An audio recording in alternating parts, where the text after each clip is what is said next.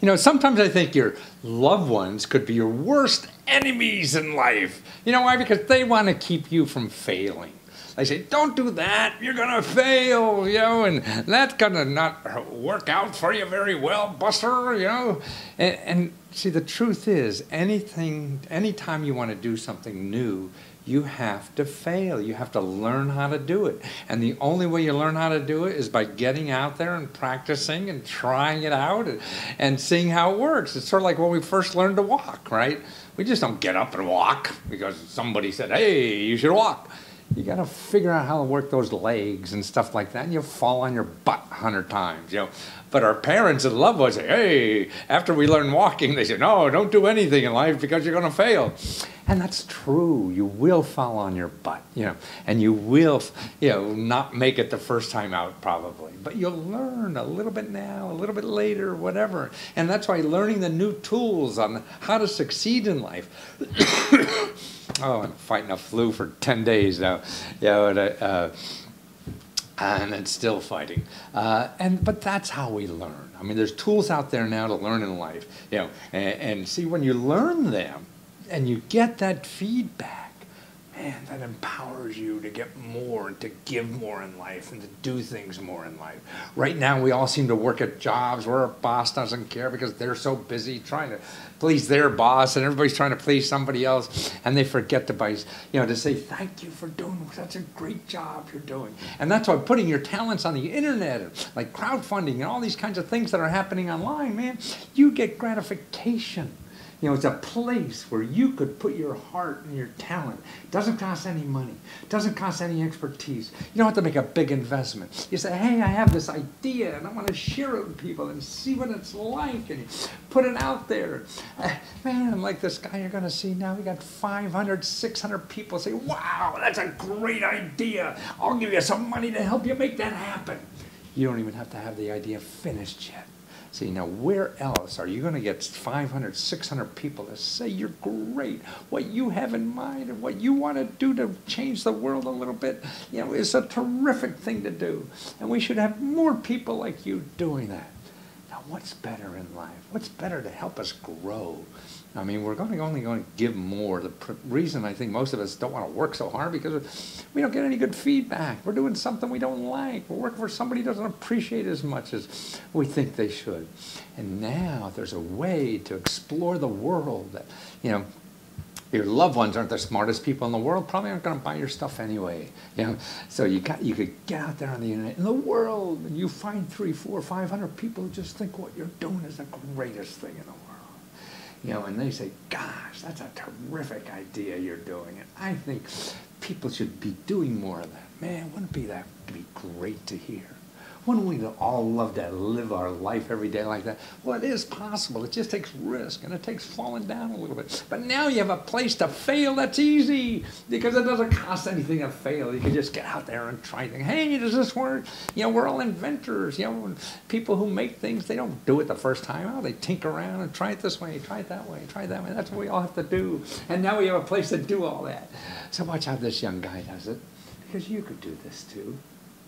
Well, Dom Bizzari, man, more importantly, these things are called the pop-up turtle coasters, right? Yep, that's right. And they're wonderful. I mean, they act functionally as a coaster, but they're fun. I mean, it really pops up and goes down, and you put a glass on it, and the little pop-up thing disappears and becomes flat and catches any mess, and you got beautiful colors, and I see it right in behind you there. You got some, right? Yeah, it makes it fun. It gives a little life to your boring average coaster, right. A little extra functionality and all that. Well, what a wonderful Valentine's Day gift. Well, I guess you won't be out of manufacturing by then, but we could, you know, if we do it to get this, I mean, we could show them a picture and it'll be coming, right?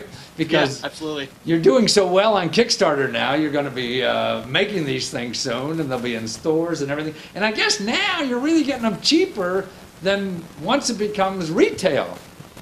Yeah, well, yeah, ultimately, right now these ones are 3D printed prototypes that I make myself here at my studio. Yeah, and once we get into actual production, you know, these ones take 4 hours each to make, Wow. so it's just not viable. I mean, they're almost like final product, and a bunch of my friends have them, kind of like beta testing for me, and it works perfectly fine, but it's not feasible. So going into production is going to be good, and it'll bring the cost down, and well, you get a pair of these like for $14, right? Correct.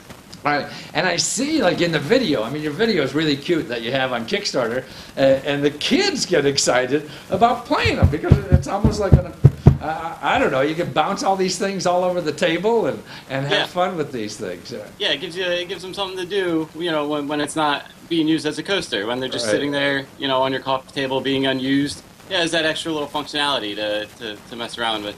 Now you're a freelance designer, so you design stuff for other people. But this is your first, attempt at really making your own stuff. Instead of making other people money, you're going to make your own money, right? Yes, sir. Yeah. And what made you do that? Just greed, or do you feel more self-fulfilled when you're doing it? Yeah, that's always been my dream. I kind of fell into freelance as kind of an ultimate segue into this. I really. I was looking for a full-time job and stuff, but freelance was really more my thing. I get to keep it fresh, new projects, every, other month. And, and a sense of accomplishment when you finish those projects, you beat the deadline. And we did so much of that, that I really got a good understanding of the industry. And, I decided it was time to, try and take on something myself.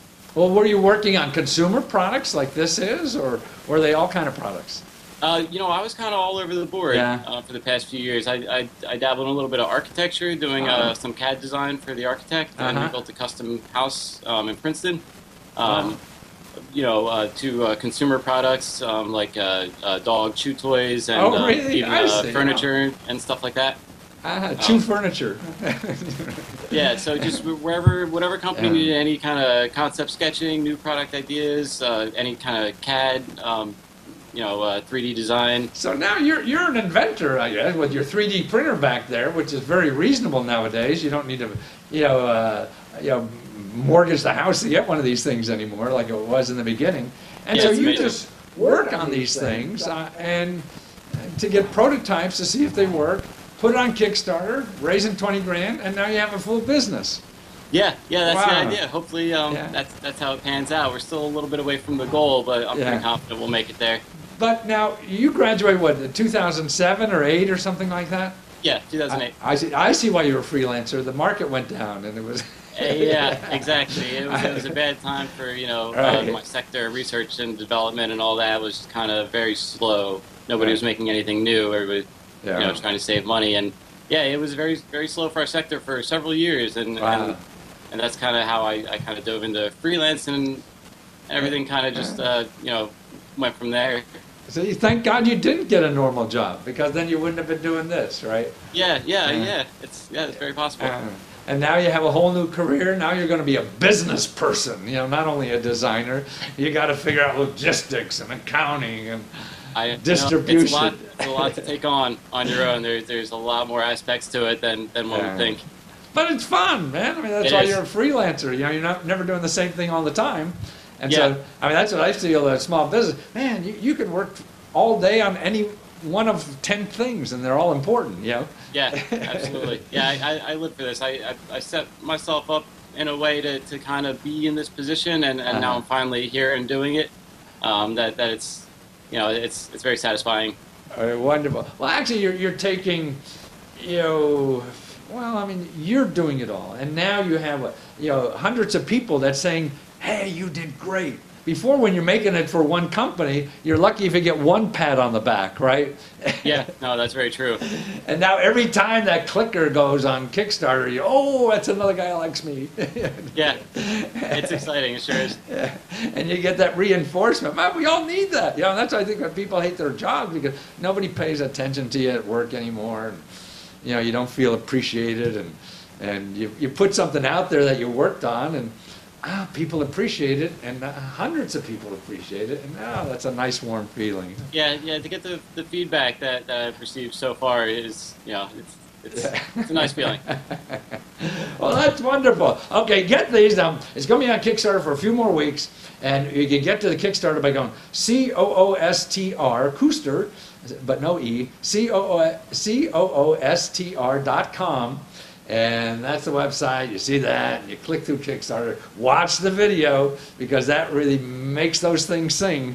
Yeah, absolutely. And the thing is, the video and everything, it shows it in action. I tried to make it as hands-on as possible, so you can really get a feeling.